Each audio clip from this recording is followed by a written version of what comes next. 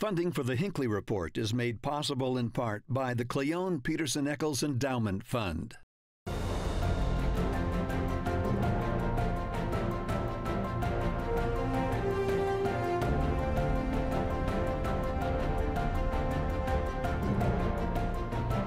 Good evening and welcome to the Hinckley Report. I'm Jason Perry, director of the Hinckley Institute of Politics.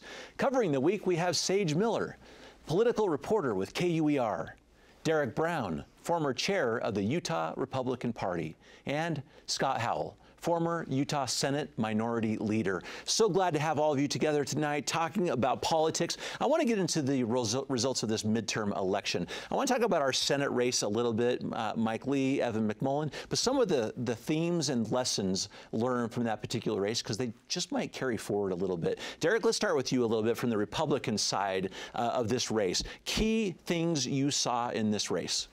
Well, first of all, it was definitely closer than 6 years ago for Senator Lee. 6 years ago, he won by 40 points. This time it was more of a close double-digit race. But I think that we saw a lot of different trends. I think it was an interesting choice for the Democrats to make, to simply not field a candidate and hope that they could then sort of make up for that in other respects. But I think that in the end, they fielded a candidate, so to speak, who wasn't very strong. And one of the things that was interesting about McMullin was that he's someone that, I mean, I've been pretty involved in the political world for a number of years, and with one exception at a TV studio a couple of years ago, I've never seen him live in person here in the state of Utah. And so it does make me wonder if the Democrats had put their weight behind somebody who had more of a Utah connection, could it have really been a competitive race? And that remains to be seen. But I think it was an interesting choice, and it certainly made it a much closer race than one that we've seen in many, many years. As time of filming, it's about 10 points, which is the closest race Senator Lee has had. Scott, talk about it from that Democrat perspective, particularly through the lens of what Derek just said. Sure. Well, we're tired of losing. And so we went to the extreme measures to find a candidate that we thought could win. And Evan, I've known him for a while, and I think Derek brings up an interesting point. I wish he would have been out more in front of audiences. I wish he would have been out shaking hands and doing more of that. But as Democrats, it was a strategy that we had, and quite frankly, I'd seen early polling on this, and there was a pathway for him to win. And I think him coming in within 10 points sent a large message out there about people who are in the Republican Party, what I would call the normal Republicans, like Derek Brown, you know, the good ones, said, you know what, this is not right. And the thing that really disturbed me about the campaign, though, was the negative ads. That got tiresome. My best Democratic friends, my best Republican friends said, Scott, this is too much. And they really did go hard negative, both sides. Mm-hmm. Equal treatment. When you look at the results so far, I mean, is this a strategy the Democrats might want to try again? What do you think the lesson is? Well, I'll go back and say we're just tired of losing. Mm-hmm. We need to have a strategy that works. I think if we can find a solid Democratic individual candidate that we could make inroads. But what in Utah, it's really interesting because, you know, you say Democrat and they go, oh, I think that's Satan, you know. There's been a generation of people that have been raised in that, and so it's just hard. The strategy really was to get that independent vote and get those moderate Republicans to say, I can't vote for a Democrat, but I could vote for a Republican. Mm-hmm. And that's a strategy that I think we're just going to have to continue to evaluate, because quite frankly, we'd like to win. We'd like to have a representation, one senator from Utah to be a Democrat. Saige, how was this messaging received? I mean, you talked to so many voters. You've reported on so many of these interactions. How was this experiment, this strategy received? Yeah, so the voters that I talked to, a lot of them are actually independents, right? And something that Utah is known for is being conservative, but they also usually choose the more moderate conservative candidate.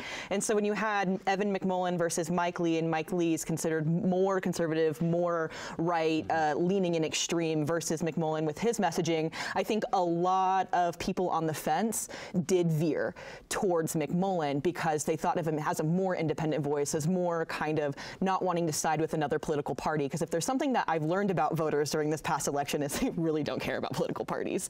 They're not a huge fan of them. They do subscribe to them and whatnot, but a lot of people that I also talked to said they just wanted new faces in representing Utah. They wanted new faces in the state legislature, in the federal delegation, and so they were really kind of trying to put their weight behind that. But a lot of people that I did speak to, they did have their top issues, and I think the place that McMullen maybe fell behind when it came to reaching independent voters was this policy problem of not really having strong policy that could match Lee. And Lee did have a good messaging system of being, you know, I'm voting no because it's not in the best interest of Utah, and so my voting record matches what my constituents, what the state of Utah wants, whereas I don't think that came across very well with the McMullen campaign.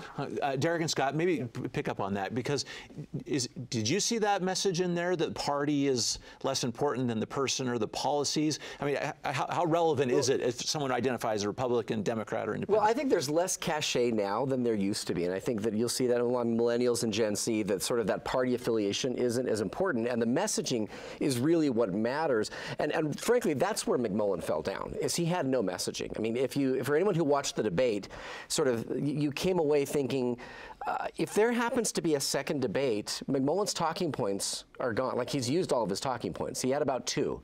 One is, I don't like President Trump, and the second one is, I don't like Mike Lee, and I could be better than Mike. And beyond that, he didn't really have a lot, and he was just walking this tightrope. And it was a really interesting effort to sort of capture Republicans without offending Democrats, but also capture Democrats without saying anything that would offend Republicans. And in the end, it was a play that there was some statistical probability that maybe he could get enough votes, but in the end it simply didn't work, because he can't do that. That's a tightrope that I think he tried to walk, but really struggled in the end to get the votes he needed. You also have to energize voters that are likely to vote but maybe not vote, or on the fence. They're still wondering if they're going to vote, and for a lot of them, they don't really know who the representative is. They don't necessarily care about Mike Lee. They may care more about Trump because of his national name and figure. But when it came to like these local races, you had to give them a reason to vote, not a reason to vote against somebody. And that's where I think maybe, I mean, McMullen fared better than any Senate candidate in the past, like what, 50 years. So it did seem like it worked out in some ways, but not enough to unseat the incumbent in the end.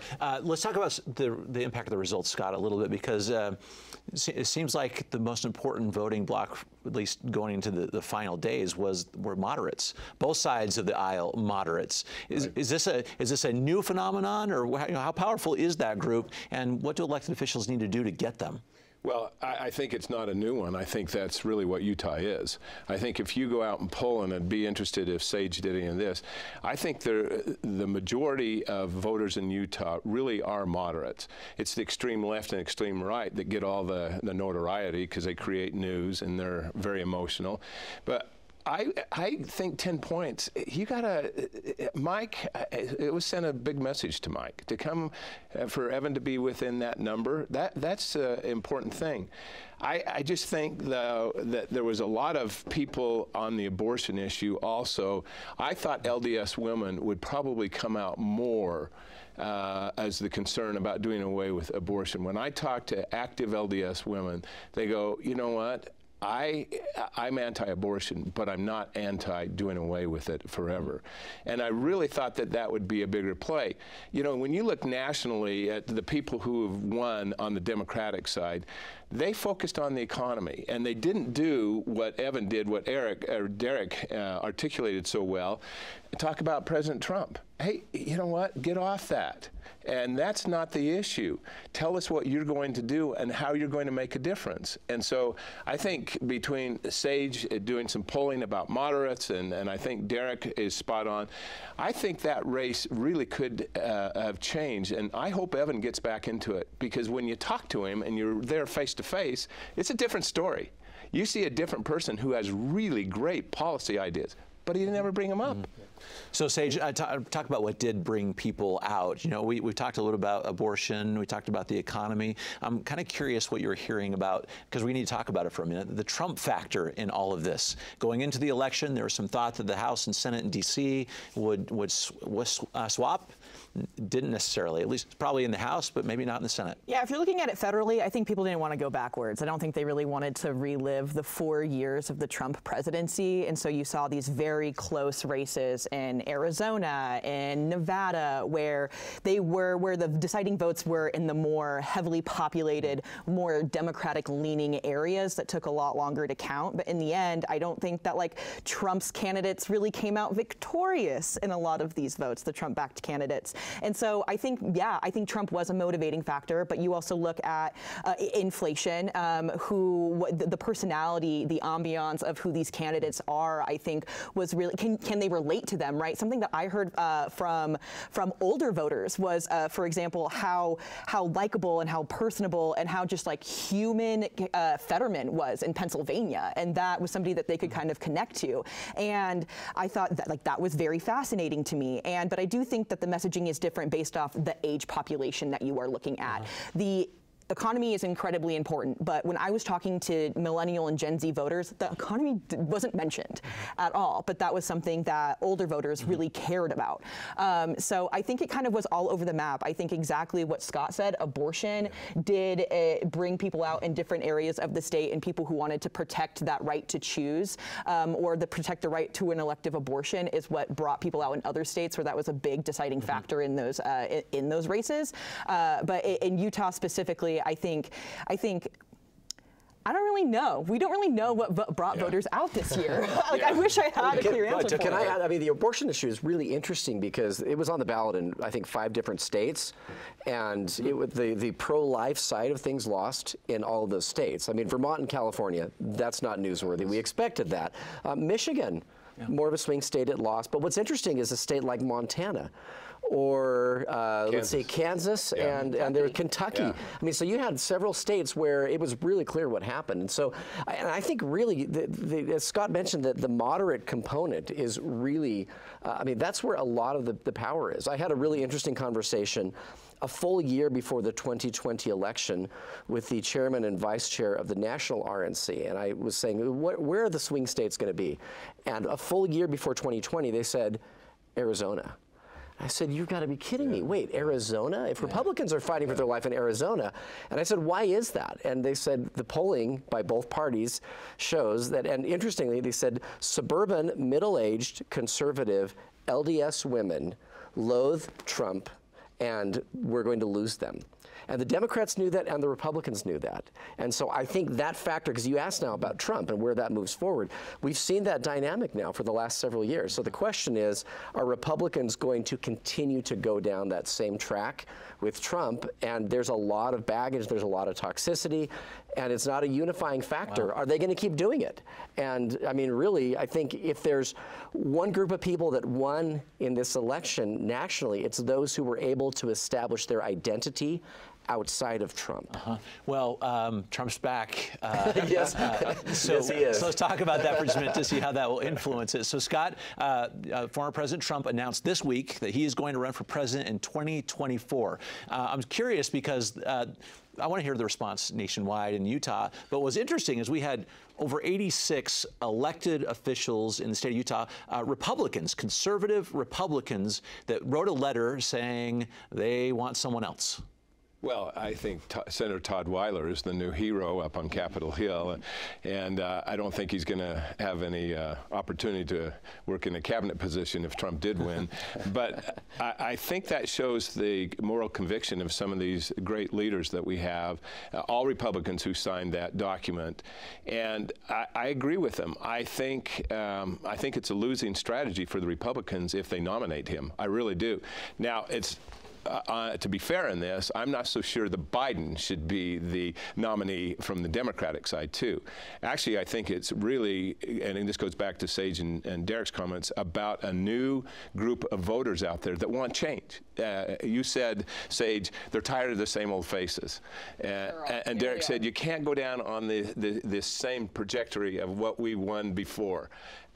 And so I think this upcoming election is going to be really interesting. I was shocked, quite frankly, that Trump did do that. I thought that maybe he would see the light, especially on this red wave. It was a small East Mill Creek stream that kind of went through. Let's get to this comment from Senator Weiler that you just mentioned, because I want to read it. He's a conservative member of our Utah legislature, and this is what he said. This is his comment. He said, one of Trump's messages was that there would be so much winning that people would get tired of winning. Quite frankly, I'm tired of losing.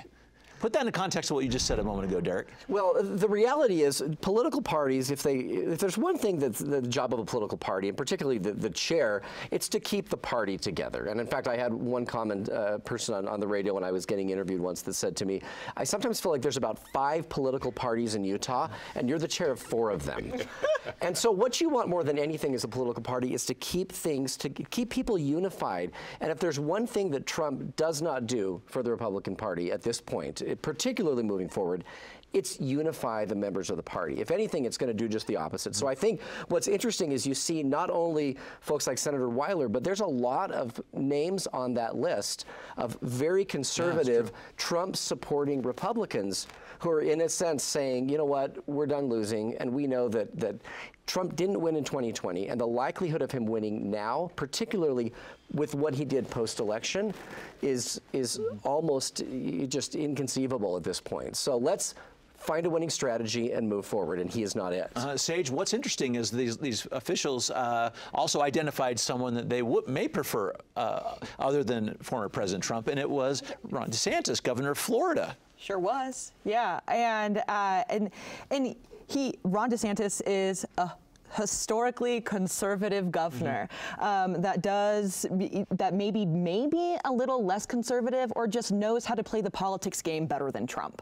And maybe that's somebody they want to work with more. But something that I found interesting about the letter that was sent out by the Utah Senate was that the chair of the GOP, of Utah's GOP, Carson Jorgensen, was not on that letter, which means that I think that there may be this disconnect, and that Carson Jorgensen's job may be a lot harder moving forward. Derek, you're going to have to say something. You're the former chair. How hard is that? Well, his job was already, let's be clear, it is the most difficult job in the state, for which he's paid absolutely nothing. But the reality is, as a state party chair, your job is to support the candidates at the time that the party chooses. So, I mean, it doesn't surprise me that he didn't sign it, but I do know that, as Saige said, it does make his job much more difficult, because all it does is take this existing rift in the party and just widen it, making it more difficult for him to sort of keep those 4 political parties all unified and moving in the same direction. Yeah, so Scott, what's the Democratic strategy? Assuming, talking about this rift that Derek was just describing within the party, you've got a Ron DeSantis, who seems to be rising quickly.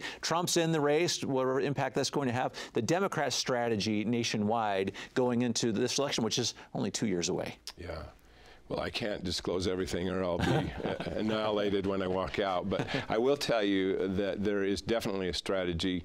If you saw Michelle Obama's interview that she had earlier this week on one of the channels, it was interesting when she was asked the question, will you support President Biden in a re-election? It was the pregnant pause moment where she took her time and said, well, I'm going to have to think about that. And so I think for us, look, Joe Biden's a friend of mine, personal friend. I've known him for 50 years. And I can see every day that this is taxing on him. But who wouldn't when you get on a plane and fly 15,000 miles? I don't care if you have Air Force One, it's still hard on you. And I think that his statement earlier this week, where he said, we're going to think hard over the holidays of what our next move is. But Democrats have to be smart in this. And if they were smart, they'd nominate somebody like Joe Manchin, a very centrist, works well with Republicans, has a lot of the same value system. But then Gen X and the other ones, are we going to lose them? Are they going to say, oh, it's just another old white guy that you want to put in there? So I think the field might be open. And on the Republican side, I think we talk about Ron DeSantis, but there's Youngkin, who did a unbelievable job in Virginia. I knew Terry McAuliffe. I've known him forever. And McAuliffe had that same message, Trump, Trump, Trump, Trump, instead of saying education, we got to fix this and this. And so if the Republicans pick somebody like that, I think it's going to be hard for a Democrat to win who's not a moderate. Okay, I want to get to turnout in a second, but I feel like I just have one comment on this, because do you think we're going to see Republicans across the country do what these elected officials in Utah did? Are we an anomaly here? No, not at all. And I think if you look at, as I mentioned, those Republicans that have the biggest victories are the ones that establish their own identity aside from President Trump. So DeSantis was one. Kemp is another one. And so you see some of those big victories where people, you know, who they did the best they could to distance themselves from the president, because they realize that it's just a numbers game now for them. They know he's not going to help them in their reelection. And so I think you're going to see bit by bit enough of the Republicans. I think you're going to see a space opening up, because there's a lot of Republicans through the last few years who felt like if they didn't say anything nice about President Trump, you know, they couldn't get elected or they couldn't get the party nominee. And I think the reality is that's what DeSantis is showing them is, yes, you can. And if you want to win, that's what you have to do. So I don't think Utah is an anomaly in that sense at all. I think we're going to see a lot more of these folks as we move forward. And to put a little frosting on that cake, it's going to be interesting to see what happens on these congressional elections and where we really end up. Will the Republicans take over? Kevin McCarthy was in there measuring drapes, and then he's got quite a few people saying, hey, not quite so fast. And personally, I think where the House goes and that midterm could be a big indicator of where voters will want to go in the future. Interesting. I want to talk about where those voters are going and talk about turnout in Utah for a moment, Saige. The Lieutenant Governor's office puts out what they call the voting percentage based on active voters in the state, and as of time of filming, we're about 62% in Utah. To put that in perspective, we saw in 2018, which is sort of our high, was at 76%. We can talk about those reasons there, why people showed up, and there were significant ones. But this is kind of right just below that. Talk about this turnout and motivation. Yeah, so I've talked to a handful of election officials about how this turnout was going, and Sherry Swinson, now the former county clerk of Salt Lake County, says, you know, everybody waits until the last minute to turn in their ballot. So up until, you know, election day, it's kind of hard to get a clear picture of voter turnout. It looked super low. I think it was in the 30s, lower 40s. There we go. I was like, what's the word? Lower 40s. And now, and the state deputy elections director, Shelley Jackson, expected it to kind of climb a little bit more. She didn't expect it to match exactly where we were at 2018. But motivation, for sure, I think was the top of the ticket ballot, but also some lower ballot races that really mattered to people. There was a lot of strong messaging around the importance of county clerks this election. And there was a ton of county clerks on the ballot. And especially in Salt Lake County specifically, there was a DA's race, there was a county clerk's race, and there was a sheriff's race, along with the ballot amendment at the end, the constitutional amendment. And in Salt Lake County, too, there was also a parks bond. And so there was reasons to turn out aside from political affiliation and candidate likability.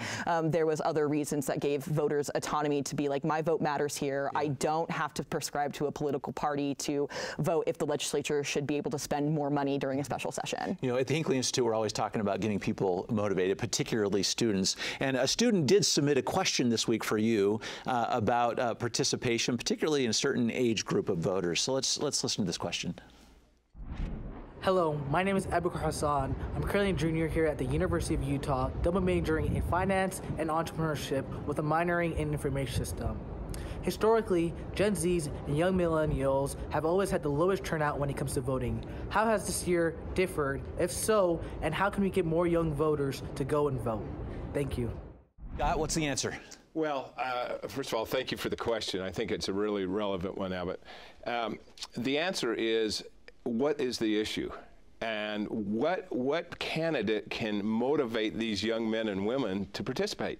And the answer is, get out and go meet them. They should have days up here at the University of Utah where they come and have a meet and greet and bring 100 pizzas.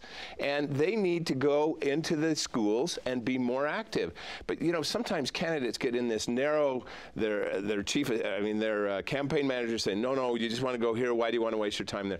I don't think it's wasting your time. BYU registered more students this past year than they ever have in the history of the school. So I think you've got to have issues that are relevant to them. I thought the student debt relief program would really get people out, but it just didn't materialize. It didn't happen.